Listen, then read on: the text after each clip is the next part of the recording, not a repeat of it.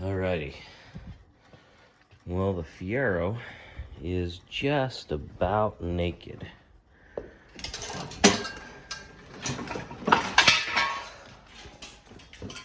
See, I have the majority of the body panels off. I have it jacked up so I can drop that front suspension. And I'm cleaning up the rear. You can see I'm pulling out all that insulation. I'm pulling off the harness. And then I'm going to, well, I've already pulled off some of the interior here. I needed to pull off this section because there's a nut in here for the sail panels right here. And I discovered that the seat belt is just a big box that sits right here. The one I'm going to replace it with from the Impala, I think I'm going to install it right here. I'm not exactly sure what that is. I think it's just a vent for the chassis, but I think it will fit right there. And then it'll come up and I'll use the original bolt fastening place for the seat belt right here. And then I'll put the pre-tensioners. There's a piece that goes right here that installs underneath there, and then one on the other side. Anyway, so when I do that, I think I'm gonna make a new one of these panels, because instead of so this is the bottom up here, so I'll need a slot here, but it doesn't need to bump out that much there, so I need to flatten that, I think. And I could probably just do that with the same panel, just flatten it out. Or maybe make it bump in instead. Anyway, I can do that. And, well, this is the, that's the front dash piece from the Impala. Just wanted to do a test fit there. It does seem to fit. The curvature isn't quite right. Apparently the Impala has a steeper curvature. So I might have to trim it or make a new one or something to make it fit. Yeah, the Fiero has a flatter windshield, it looks like. Anyway, so I got that.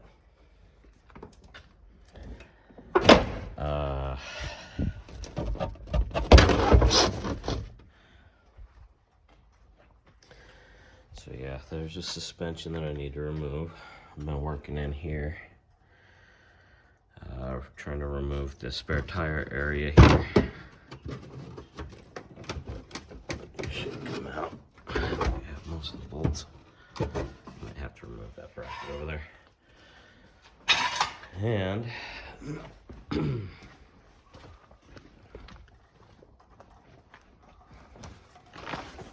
oh, apparently it got windy last night and blew the cover off of my engine and transmission. It got my tranny all corroded.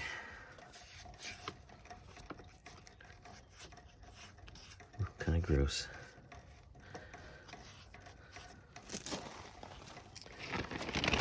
Anyway.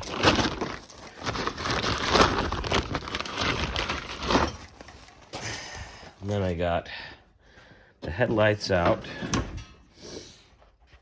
so I can curve the front a little bit, because with the body style I want it to angle more this way.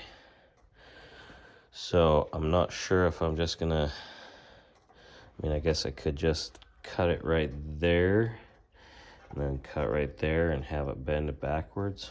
Maybe notch it right there. I'm not sure what I'm gonna do.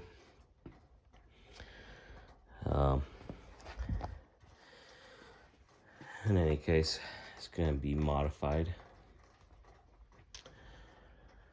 The door hinges are in terrible shape, so I need to at least get a rebuild kit for that.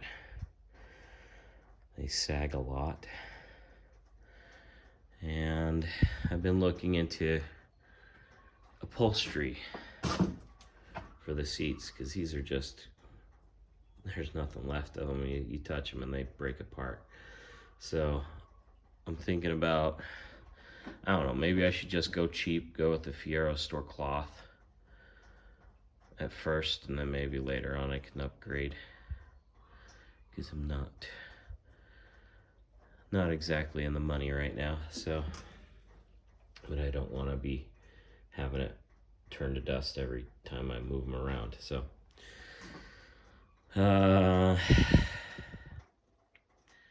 other things, I've been looking into a Volvo power steering pump. It's an electric one, and that way I can have power steering on the Corvette front axle.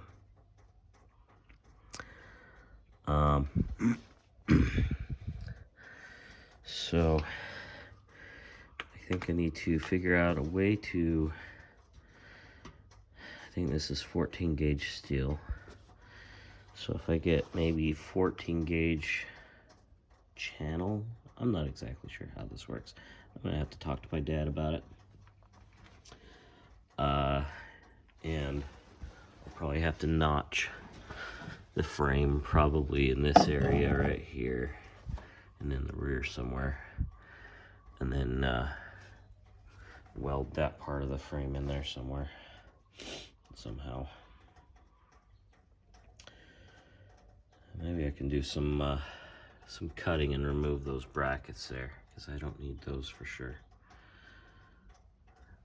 That looks like some really bad welding right there. If that's robots, I have no fear. Maybe it's just 1980s GM standards. I don't know. Anyway, I think